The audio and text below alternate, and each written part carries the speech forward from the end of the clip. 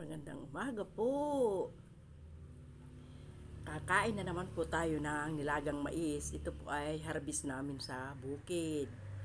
Ito, malalaki po, oh. Ayan, oh. Ayan.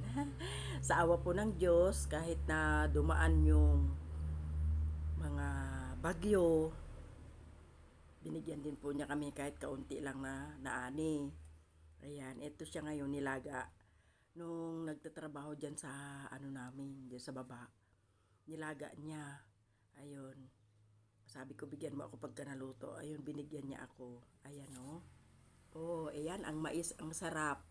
Masarap po itong mais, matamis-tamis.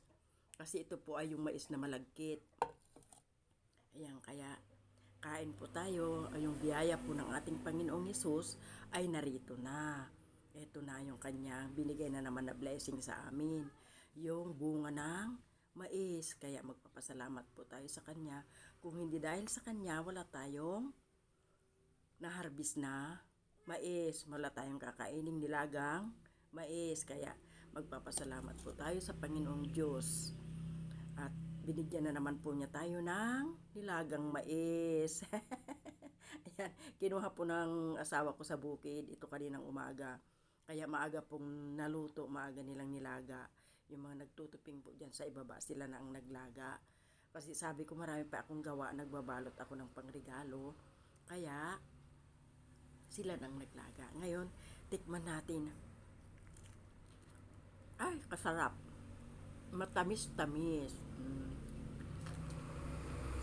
Ang sarap ng kumain ng nilagang mais, lalo't malagkit. Ay, nahulog pa yung isa. Kaya kain na po tayo ng nilagang mais.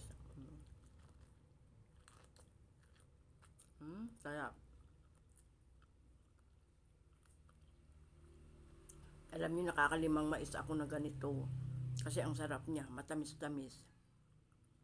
Tapos, pag nilaga mo ito, malagyan mo ng kunting asin. At tatalab yung linamnam ng mais.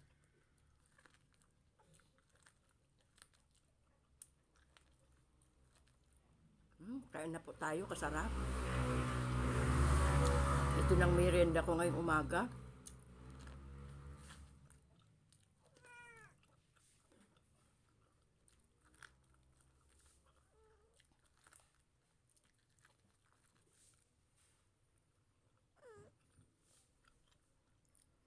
Basta mais, yummy.